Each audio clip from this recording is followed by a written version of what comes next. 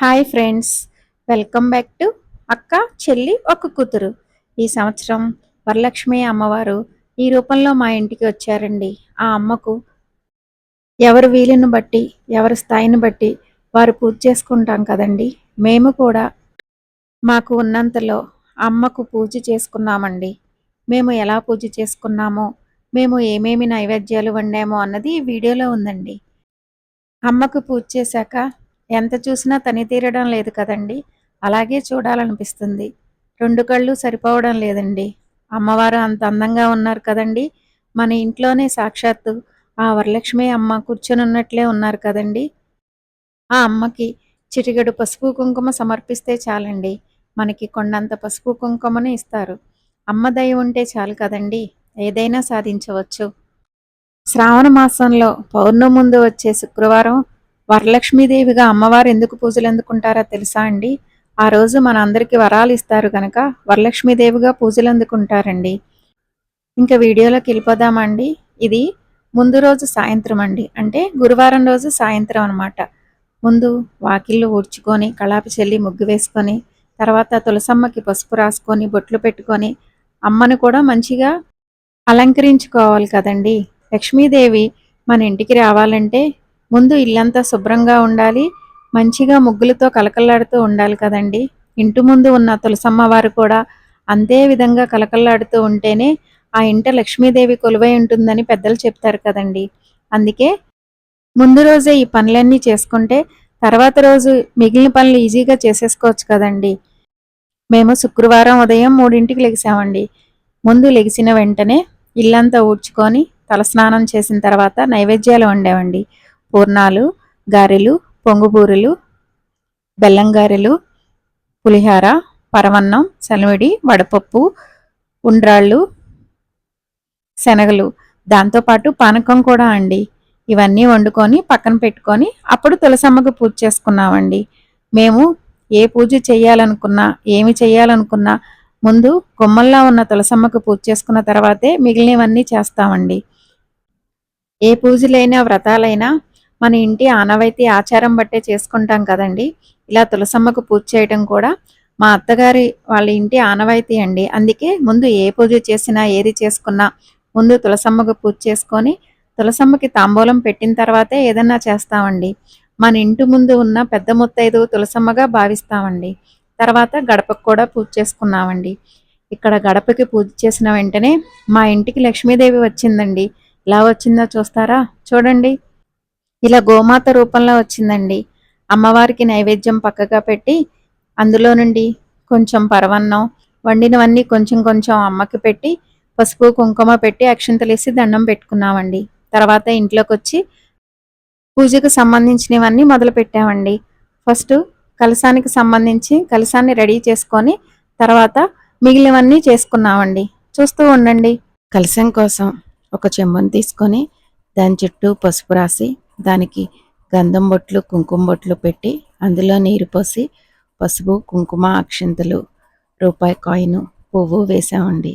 తర్వాత తమలపాకులు దాని చుట్టూతో పెట్టి దాని మీద కొబ్బరికాయతో పాటు ఇలాగ జాకెట్ ముక్కను కూడా పెట్టి దానికి కూడా గంధము బొట్టు పెట్టి మన దగ్గర అమ్మవారి ఫేస్ ఇలా ఉంటే దాన్ని కట్టుకోవచ్చండి. లేకపోతే పొట్టి జాకెట్ ముక్కనన్నా పెట్టుకోవచ్చు. అమ్మ ఫేస్కి కూడా ఇలా గంధం బొట్టు పెట్టి కుంకుమ బొట్టుతో అలంకరించుకున్నామండి. మనము కలశం ఎక్కడ పెట్టాలనుకుంటున్నామో అక్కడ కొన్ని బియ్యం పోసుకొని పసుపు కుంకుమ కూడా కొంచెం వేసి దాని మీద ఈ కలశాన్ని పెట్టుకుంటామండి.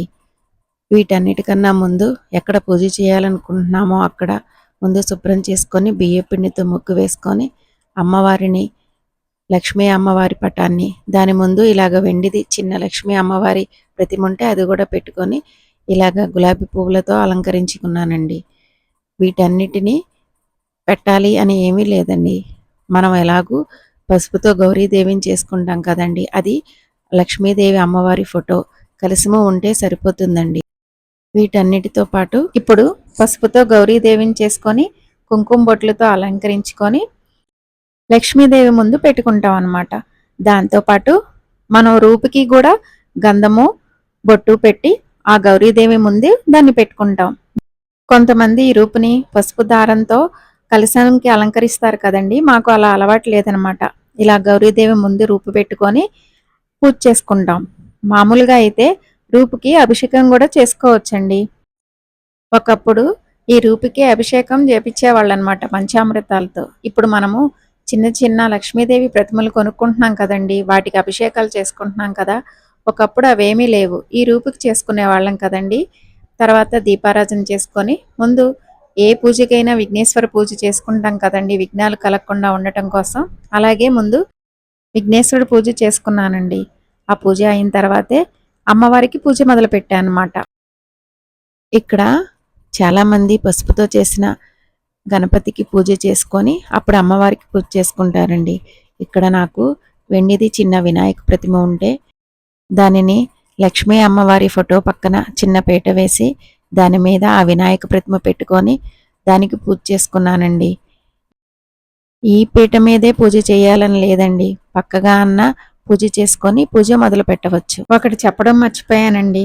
పూజ ప్రారంభించే ముందు ఆచమనం చేసుకోవాలి. అది చెప్పడం మర్చిపోయానండి.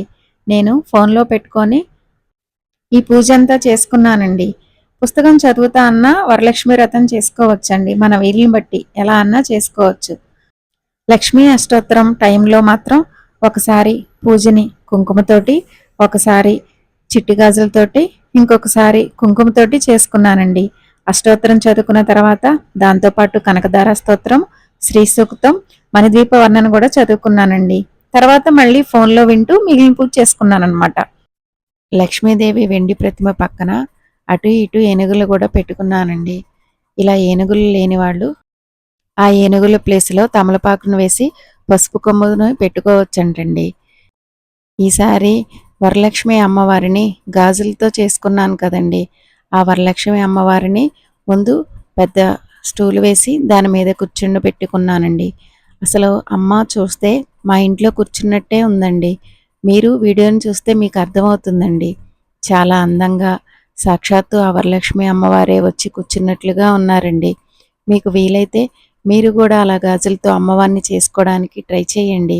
ఈజీగా చేసుకోవచ్చు. చాలా అందంగా కూడా ఉన్నారండి. మీకు టైం ఉంటే లలితా సహస్రనామం కూడా చదువుకోవచ్చండి. అది చాలా మంచిదనమాట. మీకు ఇంకో విషయం చెప్పడం మర్చిపోయానండి. నేను ఇక్కడ కుంకుమ పూజ చేసుకున్నానని చెప్పాను కదండి అష్టోత్తరం చదివేటప్పుడు. అది నేను పసుపుతో చేసిన గౌరీదేవికి దాని పక్కన రూపు కూడా పెట్టుకున్నాను కదండి. ఆ రెండిటికి కుంకుమ పూజ చేసుకుంటా అన్నమాట. పూజ అయిన అనంతరం ఆ కుంకుమని ధరిస్తే చాలా మంచిదని చెప్తారు కదండి. అందుకనే ఆ గౌరీదేవికి ఆ రూపుకి కుంకుమ పూజ చేసుకొని ఆ కుంకుమని తర్వాత ధరిస్తాం అన్నమాట. కొంతమందికి డౌట్ వస్తుంది కదండి, ప్రతి సంవత్సరం కొత్త రూపు కొనుక్కోవాలా పూజ కోసం అని. మన ఓపికను బట్టి స్తోమతను బట్టి కొత్త రూపు కొనుక్కోవచ్చండి. రూపు కొనుక్కోలేకపోతే ఇలా ఒక రూపుని పూజ కోసం ఉంచుకొని దాన్ని ప్రతి సంవత్సరం పూజకు ముందు పాలతో శుద్ధి చేసుకొని ఆవు పాలతో అండి దాన్ని ఇలా పూజలో పెట్టుకొని పూజ చేసుకోవచ్చు అనమాట. అన్నీ అయిన తర్వాత నైవేద్యం అండి. చూడండి ఇక్కడ వండినవన్నీ పూర్ణాలు, పొంగు ఊరులు, బెల్లం గారెలు, మామూలు గారెలు, ఉండ్రాళ్ళు, చలిమిడి, వడపప్పు, దద్దోజనం, శనగలు, పులిహోర, అన్నంతో పాటు ముద్దపప్పు, పరమన్నం, దాంతోపాటు పానకం. ఏమీ ఉన్నా లేకపోయినా కొబ్బరికాయని మాత్రం నివేదించాలని చెప్తారు కదండి. కొబ్బరికాయని కూడా కొట్టి మొత్తం ప్రసాదాలన్నింటినీ అమ్మకి చూపించి అమ్మకి నివేదించాలండి. తర్వాత తాంబూలం అండి. తాంబూలంతో పాటు అమ్మకి చీర, జాకెట్టు, గాజులు, పసుపు, కుంకుమ, పువ్వులు అన్నీ సమర్పిస్తాం కదండి. ఆ బిట్టు మాత్రం మిస్ అయింది. అమ్మవారి పక్కన పెట్టానండి. తర్వాత నీరాజనం. అమ్మకి ఇక్కడ నీరాజనం ఇచ్చేటప్పుడు ఆ వెలుగులో అమ్మవారు చాలా బాగున్నారండి. చాలా అందంగా ఉన్నారనమాట. మీరే చూడండి. శ్రావణ మాసం వచ్చిందంటేనే ఒక పండగ వాతావరణం నెలకొంటుంది కదండి. పూజలు నోములతోటి ప్రతి ఒక్క ముత్తైదు హడావుడి పడిపోతూ ఉంటుంది. అందులోనూ శ్రావణ మాసంలో వచ్చే శుక్రవారం సంగతి అసలు చెప్పక్కర్లేదు కదండి. పూజల కోసం తెల్లవారుజామునే లెగడం, కాళ్ళకు పసుపు రాసుకోవడం, పెసరపప్పు శనగలను తినడం, పూలతో పూజించటం, తాంబూలాల రూపంలో పండ్లను, వాయినాల రూపంలో శనగలను పంచిపెట్టడం, ఇవన్నీ వర్షాకాలంలో వచ్చే వివిధ రకాల అనారోగ్యాలకు విరుగుడుగా పనిచేస్తాయని వైద్యులు కూడా చెప్తున్నారు కదండి. పేరంటాలు, వ్రతాలు, వాయినాలు వీటిని ఇవ్వడం కోసమని మనం ఇంటి చుట్టుపక్కల వారిని, బంధువుల్ని పిలుచుకుంటాం కదండి. దీనివల్ల స్నేహబంధం కొనసాగుతుందన్నమాట. ఇది మంచిదే కదండి. తర్వాత మంత్రపుష్పం, తర్వాత ప్రదక్షిణ నమస్కారం, తర్వాత తోరగంది పూజ అండి. ఈ తోరాన్ని 9 పోగులతోటి 9 ముళ్ళతోటి తయారు చేసుకుంటాం. అవి 3 చేసుకుంటాం అనమాట. ఒకటి అమ్మవారి దగ్గరే ఉంచుతాము, అమ్మవారి కింద. ఒకటేమో మనం ఇలా చేతికి కట్టుకుంటాము, ఇంకొకటేమో వచ్చిన ముత్తైదులకి వాయనంతో పాటు ఒకళ్ళకి ఇస్తాం అనమాట. అలాగ 3 అమ్మవారి పాదాల దగ్గర పెట్టి పూజ చేసుకున్న తర్వాత తోరగంది పూజ అని ఉంటుంది. ఆ పూజ టైంలో పూజ చేసి తర్వాత మంత్రం చదువుకుంటా మనం అది చేతికి కట్టుకోవాలి. అది కట్టుకున్నాక చూపిస్తున్నానండి. తర్వాత కథ ఉంటుందన్నమాట. కథ చదువుకొని అక్షంతలు వేసుకోవడం. మేము వచ్చిన ముత్తైదులకి తాంబూలం ఇవ్వడం కోసం ఇలా తయారు చేసుకున్నామండి. జాకెట్ ముక్క, గాజులు, పసుపు, కుంకుమ, వక్క, తమలపాకులు, అట్టిపళ్ళు, పువ్వులు, వీటితో పాటు శనగలు, దాంతోపాటు కుంకుమ భరణితో పాటు కుంకుమ ఇచ్చామండి. ఈ కుంకుమ మధుర మీనాక్షి అమ్మవారి గుడి నుండి తీసుకొచ్చిన కుంకుమ అనమాట. అందరికీ ఇవ్వాలనే ఉద్దేశంతో ఎక్కువ కుంకుమ తీసుకొచ్చి ఇలా వచ్చిన వాళ్ళందరికీ కుంకుమ వేసి ఇచ్చామండి. మీరు పూజ ఎలా చేసుకున్నారండి? అందరూ బాగా చేసుకున్నారని అనుకుంటున్నానండి. మనందరికీ ఆ వరలక్ష్మి అమ్మ ఆశీస్సులు ఉండాలని మనస్ఫూర్తిగా కోరుకుంటున్నానండి. పూజ చేసుకోవడం కుదరని వాళ్ళు ఈ వారం అంటే 4వ వారం అన్నా చేసుకోవచ్చండి. ఎప్పుడైనా చేసుకోవచ్చు. ఆ అమ్మ దయ అందరి మీద ఉండాలని మనస్ఫూర్తిగా కోరుకుంటున్నానండి. పూజ అయిన తర్వాత ఇలా వచ్చిన ముత్తైదువులకి కాళ్ళకి పసుపు రాసి మంచిగా తాంబూలం ఇచ్చి వారి ఆశీస్సులు తీసుకున్నానండి. వీడియోస్ ఎలా ఉన్నాయండి? నచ్చితే లైక్ చేయండి. మా ఛానల్ చూస్తూ సబ్స్క్రైబ్ చేసుకోకపోతే సబ్స్క్రైబ్ చేసుకోండి. Thanks for watching.